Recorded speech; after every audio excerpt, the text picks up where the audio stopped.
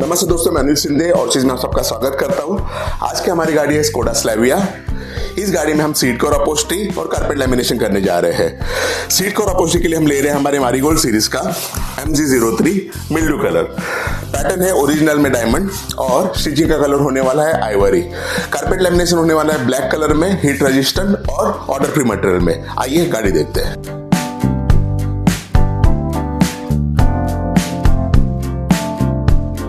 आप यहाँ पर स्कोडा स्लेविया देख सकते हो। इस गाड़ी में हम सीट कवर अपहोल्स्ट्री और कारपेट लैमिनेशन करने जा रहे हैं।